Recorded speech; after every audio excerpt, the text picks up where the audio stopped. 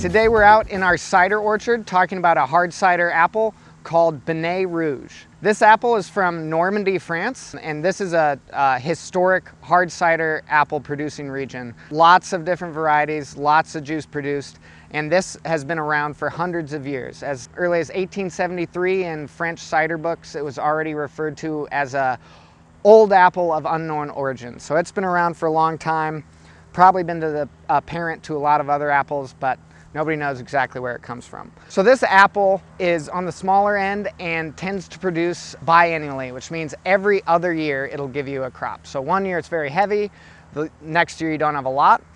And this apple is actually one of the 30 apples that you can make Calvados out of. So if you enjoy apple brandy or Calvados, chances are this apple might have ended up in there.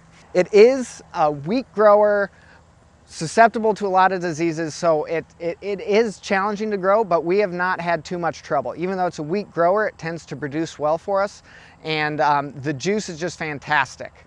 Even the sweet juice off it, I remember one year, just cupful after cupful on the press, I couldn't get enough. So, but it's not meant for sweet cider, it's meant for hard cider. So to discuss that more, we have our head cider maker, Greg Ruth. Red Ruth. Greg Ruth. Is this good? I just made an apple fall, I feel bad.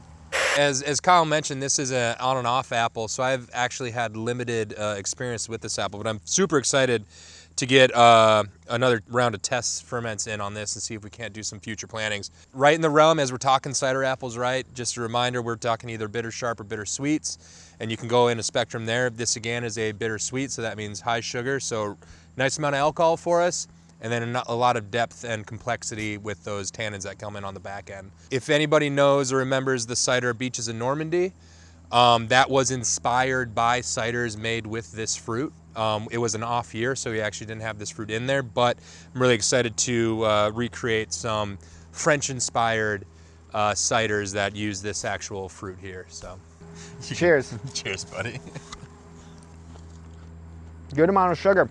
Oh, another interesting thing about this particular apple is it has a very long flowering window and is known as an excellent pollinator. So, if you have some dessert fruit and looking for a cider fruit, this is a good companion. It flowers over a long period of time, so it's able to pollinate pretty much any apple that you're planting, and is known to have a high rate of success for pollinators. So not only does it make good hard cider, it makes a good friend to the apples you already have in your backyard.